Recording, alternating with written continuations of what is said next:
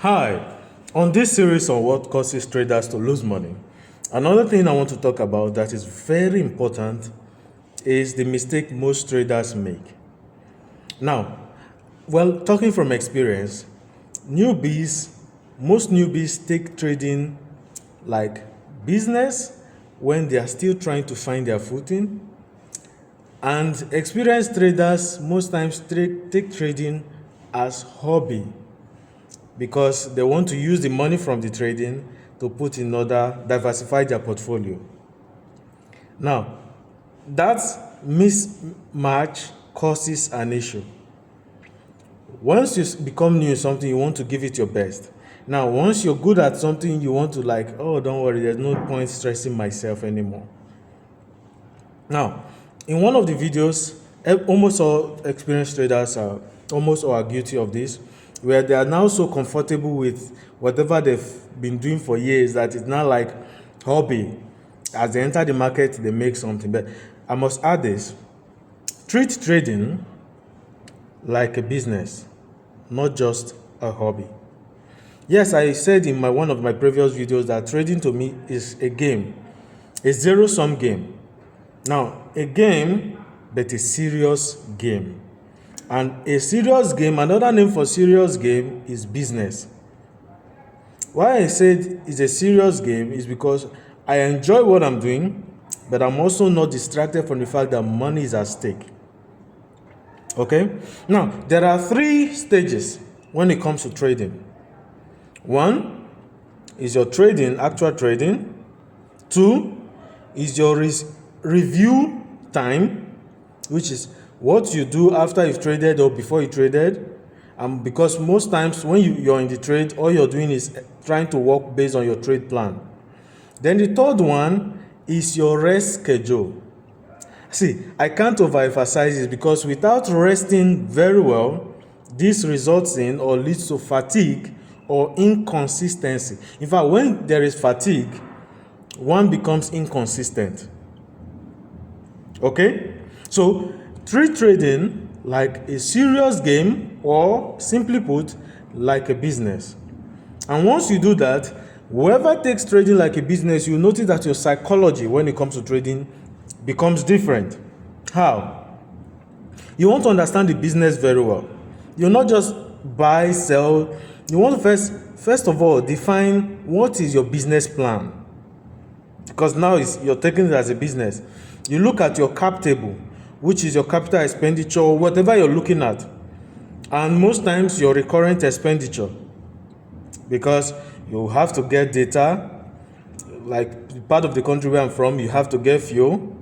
If you don't have fuel, you have to, if you're not using generator, you have to use inverter. So you have to put cost for that.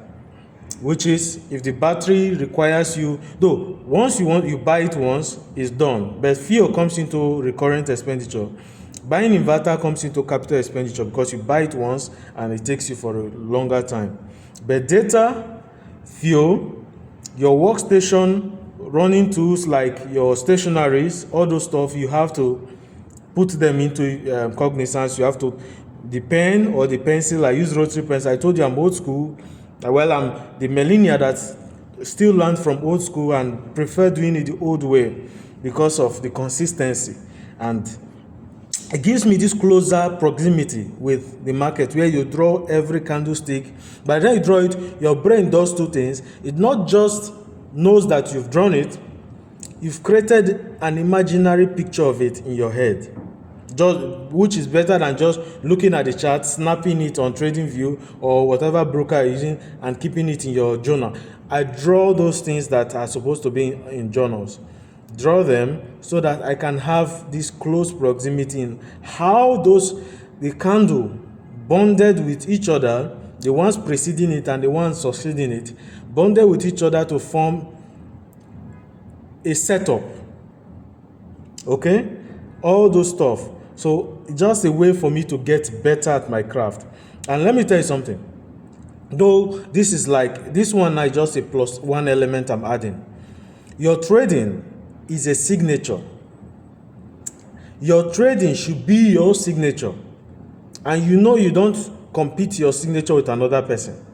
The way you sign is meant to be like your fingerprint. Your trading should be your fingerprint, your signature, unique. Why I'm saying this is that I've noticed most traders lose their money because they are competing with other persons. Instead of competing with the next person, why don't you compete with yourself? And what I mean is, ask yourself, are you 1% better than the way you were yesterday? 1% is not a big deal.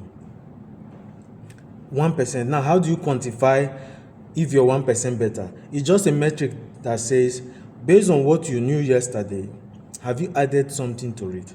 And if you're adding something every day to what you know, that means in 100 days, you'll be able to be 100% better, which means you are now a totally different person from the way you were 100 days before that time. It's not like automatically, no, you are totally different. Your reasoning, your talking, your association, all these things will marinate, and anyone who looks at you, even you looking at yourself, will know that you are now better. So again, even if I mentioned the actual trading, the review time, and the rest schedule, try once in a while to attend seminars, symposiums, exhibitions that talk about trading, if you have the opportunity, so that you can listen to other persons and see what you can learn from them and tweak your strategy, not overnight, but a gradual tweaking process. That will now make you get better. Okay? Now, if you've not liked, you've not subscribed, what are you waiting for? You might not see me again. So why don't you like, subscribe, follow, and comment? And what I want you to comment is, I will do it. Comment, I will do it. What I did, take action. It's not just watching all my binge watching all my videos. You have to take action. The things you have seen me or heard me talk about, start implementing it. It's not how much you know, but how much you have done. Because it is in implementing that we get that 1% better each day. So thank you for listening, and come back and let's share our knowledge together. Tell me as well, after you've added I will do it, tell me what you think are other reasons traders lose money. Peace.